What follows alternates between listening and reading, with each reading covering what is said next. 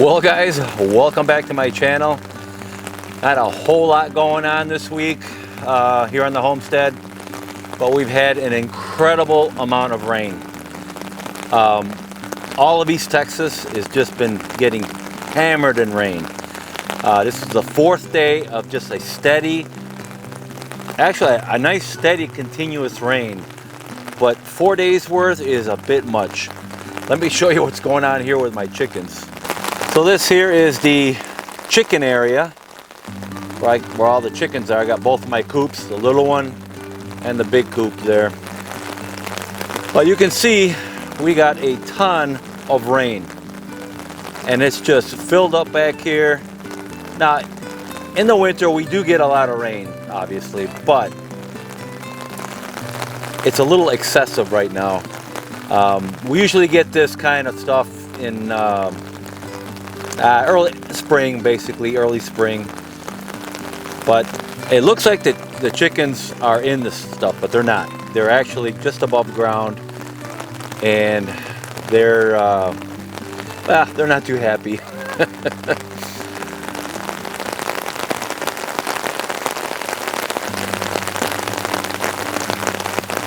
So yeah, really bad, raining like crazy.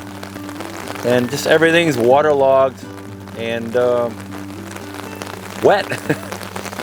Now, I did a video back in, was it a couple of months, a month or so ago, of my drainage system from my building here. Now, this is all gray water that's coming out of the building. And if you can see that pipe right there, that's where the gray water comes out of our building. Now, I built this tiny little pond here to collect the water, but because it's raining so much, we got water from all over the place coming into this pond. And I built a little trench here where it carries the water off onto this part of the property. Now, I did this trench so when this little lake here, or this little pond, fills up, it'll just overflow into that trench and carry it off. Normally when it rains like this, I mean, everything gets flooded back here, so. But this trench here is working out pretty good. Very good.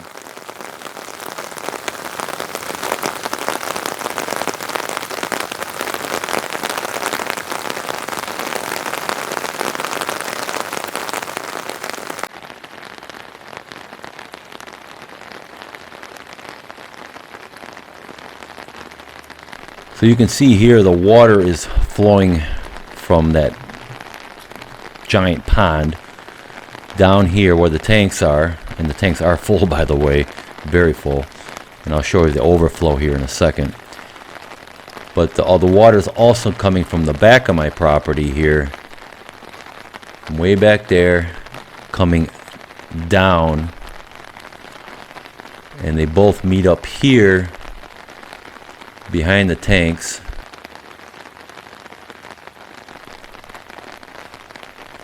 Back here there's a kind of a ditch I built here 4 or 5 years ago to get the water from the back of my property running down this now stream. But yeah, there's a ton of water here, and you can see my overflow for my tanks is coming out nicely. Whatever's coming off that roof is going into the tanks and coming out here. So my tanks are full.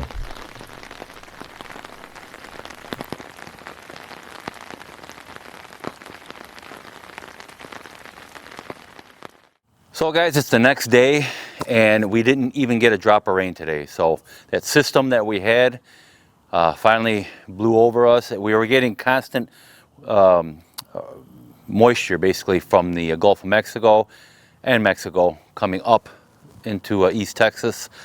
And wow, man, it was 4 days of just that rain that you saw earlier, just constant. And like I said, that's the kind of rain that do good for your property for a day. I mean, if it rains like that all day, the ground gets nice and saturated. Your plants love it, and everything's hunky-dory. But when you get 4 days of that stuff, we get a lot of flooding. So that area back there where my chickens are is, well, it's not drying up, but at least it's not as bad as you saw it in the video. We don't got the rivers flowing anymore, so that's good.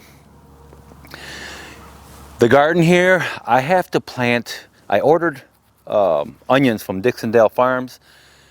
They came in 2 weeks ago, basically, and I couldn't plant them because a week ago we had low teen temperatures at night.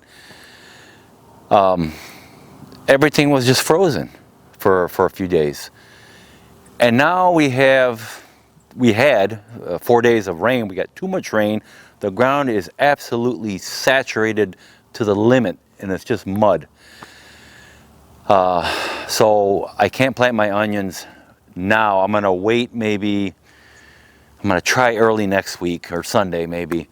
Let things dry out a little bit.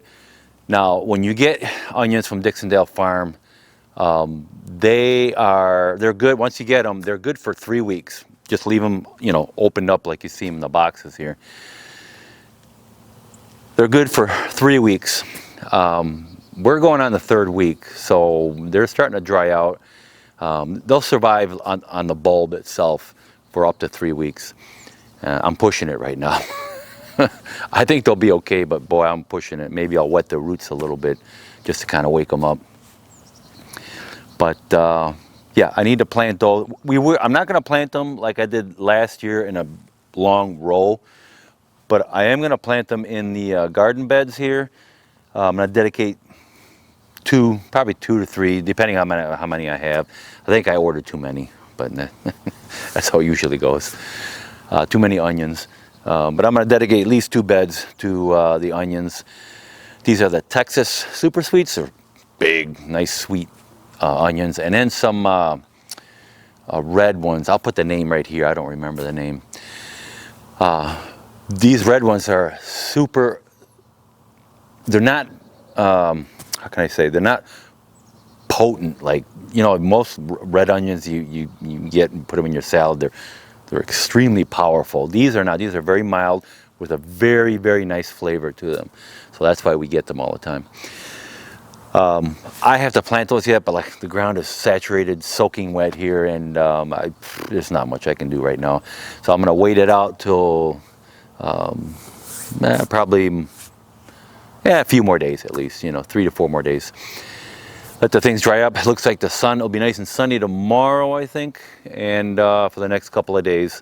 Things will dry up a bit here, and I won't be playing in the mud here. What else? Oh, I also ordered from Tai Nursery. I'm going to put their website address here.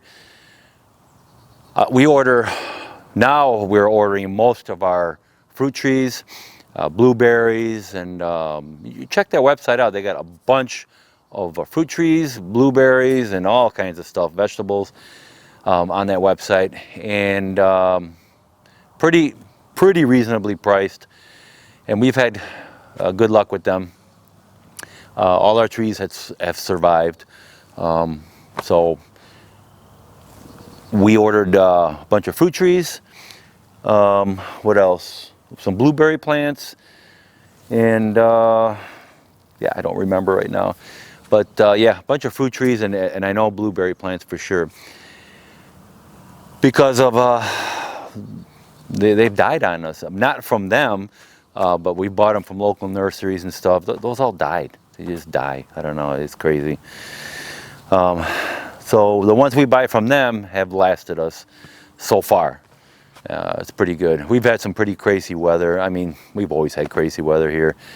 but some years better than others, and some years not so good. But that's the way it is here in East Texas, you know, and most places I lived. I mean, I grew up in Michigan, and you talk about some, I mean, I can count the beautiful days in one hand, you know. I've been up there in July, and it was rainy and high 64. I mean, it just, I hate that stuff. Then you get months and months and months and months of winter time, and I just couldn't handle it anymore. I lived in South Florida, beautiful, you know. It's getting a little crazy down there as far as population and people, and a lot of the thing about South Florida, that the reason why I'm not down there anymore, at that time the house prices were going crazy, and couldn't afford a house anymore. The average person couldn't afford a house anymore. But there's really no land, you know. It's all swamp, and if you try to dig in the ground, you're going to hit coral or water. So they're only about 14 feet above sea level when you think about it. All of South Florida, it's crazy, but not much above sea level there.